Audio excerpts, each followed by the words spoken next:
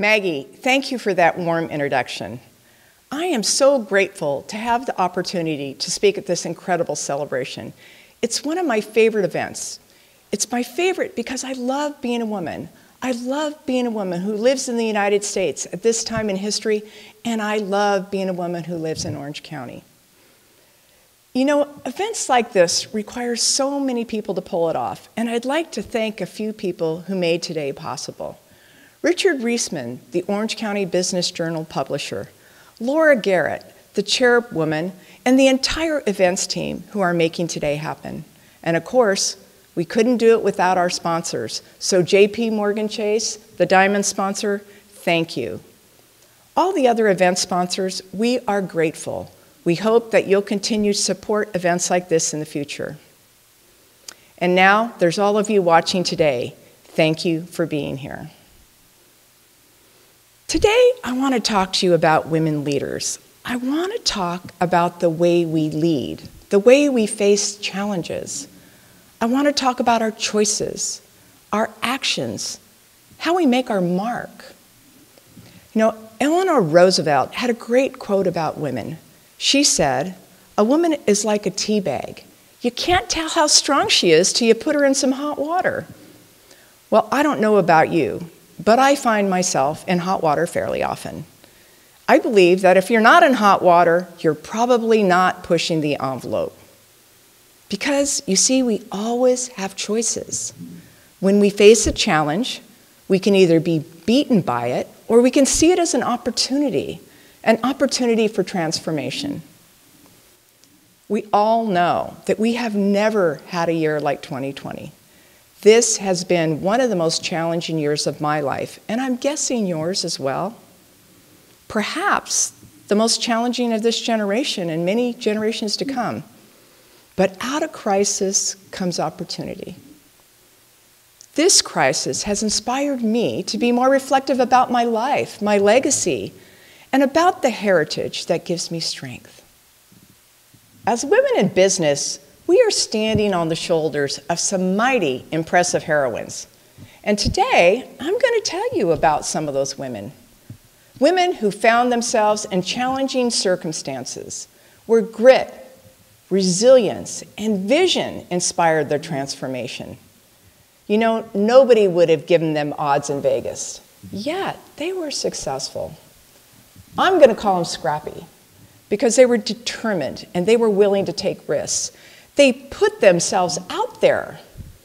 They were brave visionaries who saw opportunities where others didn't. They never backed away from hard work. They got through their hard times, and you know what? We're going to get through ours. We will get through COVID. We will get through the social unrest, the fires, the earthquakes, the hurricanes, and even this crazy election. And we will leave a legacy for the next generation. And it's going to be a great legacy. Because you see, it's in our DNA. Women don't just survive, we overcome, we thrive. Think about how ingenious you were in the last few months trying to get your hair done. Well, I don't know about you, but it reminded me a little bit like what it might have been like to get alcohol during Prohibition. It was quite a challenge. But speaking on that topic of Prohibition, women got the right to vote in 1919. That was only 101 years ago. Think about how far we've come since then. Do you have any idea when it was legal for women to own businesses without needing a man's signature on the document? Or when women were allowed to take out loans independently? I bet, if I had to guess, you'd say something like 1920, 1930, maybe even 1940. Well, guess what? It was 1988 when Congress passed the Women's Business Ownership Act. Can you believe that? That was only 32 years ago. Because of that law, today, many female entrepreneurs now take for granted the freedom to own their own business. Like some of you in this room, thousands of women have started businesses and been very successful. Now, I don't want you to think women weren't succeeding in business before 1988. Let's take a look at a few of those women who made it happen and found a way. What was their motivation? Well, often they did not want to be social burdens. Some of them just wanted to be their own boss. In all cases, they were unbelievably creative. They put up shingles, opened taverns, alehouses, clothing shops, and the list goes on and on. Some didn't have husbands or families, so they just did it on their own, despite incredible roadblocks. They indeed had to be scrappy. And you're going to hear their stories are filled with grit, resilience, and vision. In the early 1900s, there was a woman named Madam C.J. Walker. Obviously, she has a really awesome last name, but unfortunately, we're not related. But let me tell you about this amazing woman. Even before women had the right to vote, she became the first female self-made millionaire in this country. So how did she do it? Well, first, I got to tell you what she was up against. She was the daughter of a former slave, and she was unfortunately orphaned at the age of 7. Imagine that, the daughter of a slave and orphaned at 7. Later in life, she also suffered a scalp condition that caused her hair to fall out. So did she go home and hide? No. She chose to be transformative.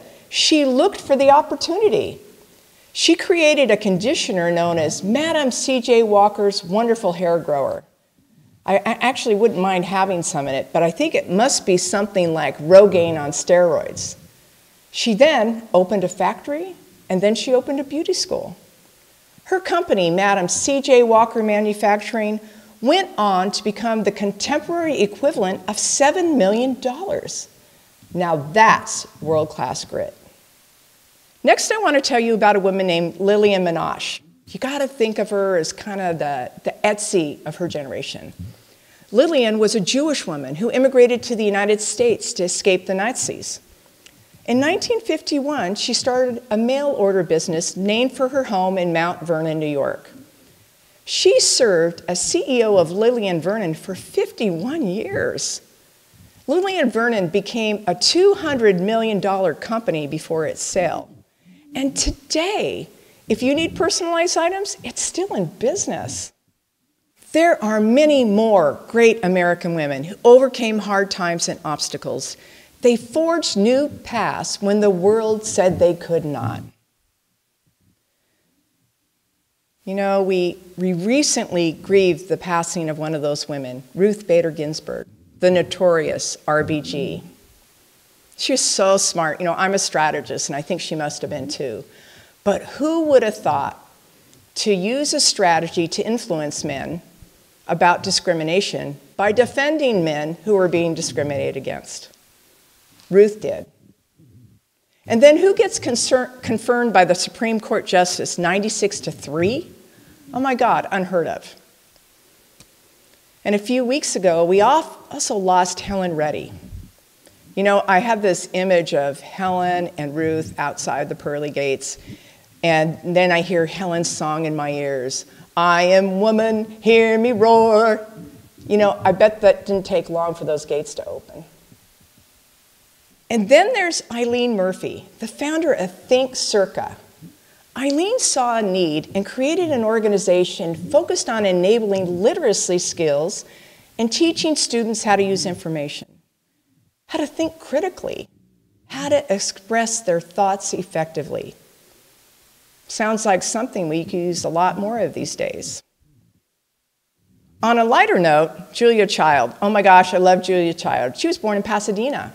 She had so many failures before she was successful. Did you know she failed her first cooking exam at Cordon Bleu? She didn't give up. She went on to change American kitchens and dining room tables all over the world. And then who could forget Lucille Ball of I Love Lucy? She co-founded Desilu Studios with her husband, but she changed television history and she paved the path for every single female comedian who followed her. Not only did she make us laugh, and she still does today, but do you know that she was the first woman to be pregnant on TV? There's many in this room, and I certainly remember, when it was trouble to be pregnant at work. Lucille Ball showed us that women can be pregnant and still work. And then what about some of our other modern day greats? And I'm thinking of Oprah Winfrey, Sarah Blakely of Spanx, and then Taylor Swift. Taylor Swift was a teenager when she overcame the rejection of the music industry and created an empire that was all her own. And we can't forget our hometown girl, Lindsay Snyder, carrying on the family tradition of running In-N-Out Burger. Do you know that business has doubled under her leadership? And I don't know about you, but those hamburgers are so good we don't even mind waiting in line.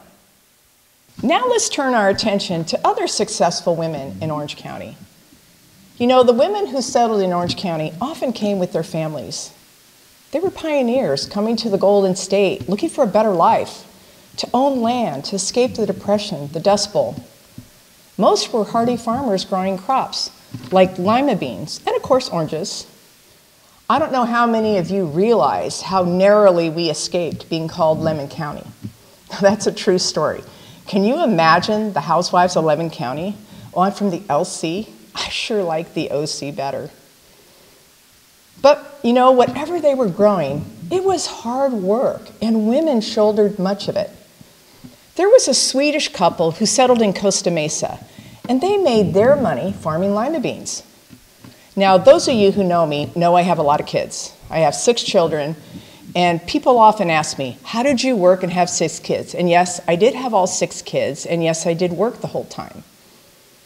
And you know, well, I think about my mom, and my mom also had 6 kids, but she didn't have a dryer or disposable diapers. She had to do all that by hand. Oh my gosh, my life is so much easier. I have so many choices. But listen to this. This Swedish woman I was talking about, the one who was married to the lima bean farmer, by the way, her name was Bertha Segerström. Bertha had 10 children, 10 kids.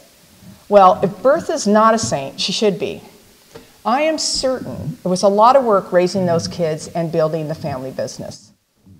And you know, I bet when Jack heard about Bertha, he felt a little cheated. All he got from his beans was a lousy bean stock. Bertha's beans turned into South Coast Plaza. How about that? Now that's a return on investment.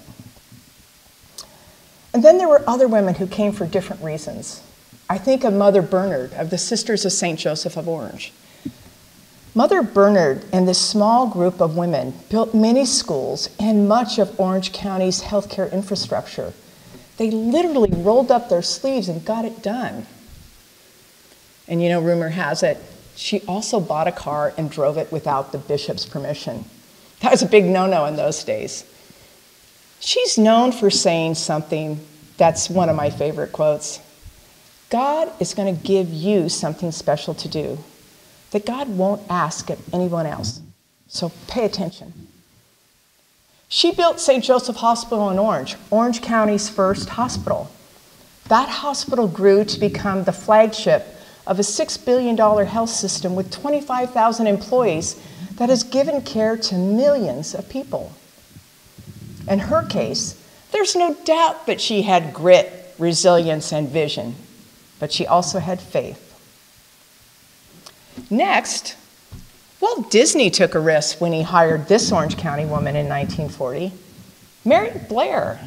Mary was Disney's first female art director.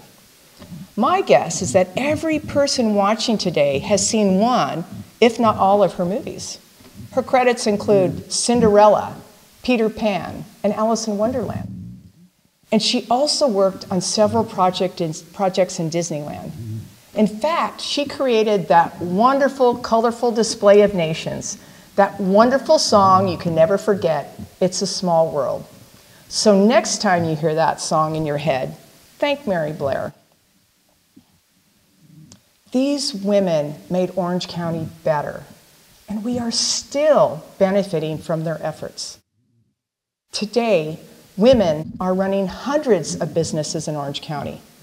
Last year, I was thrilled to share the spotlight with the incredible OCBJ 2019 honorees. Lynn Yoakum, a 5 Point. Rosemary Smith, of System Source. Nazali Azimi, of Bionist Therapeutics. and Marla Brooke of Avatar Partners. I encourage you to Google all the women you hear about today. Learn about them. They're incredible. Their stories and their voices are strong. They have shaped and continue to shape our Orange County community, our country, and even our world.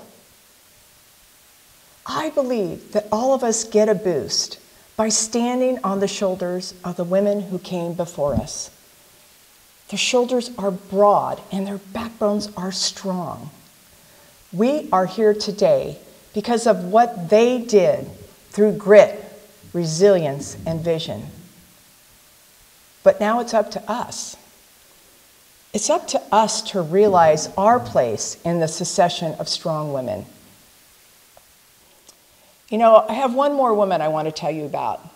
She's a very personal inspiration to me. Believe it or not, she was a bold teenager. She had no education. She couldn't even read or write. But she did amazing things in very stressful circumstances. She did not accept defeat. She instead chose to lead and transform. Can you guess who I'm talking about? Malala, the Pakistani activist.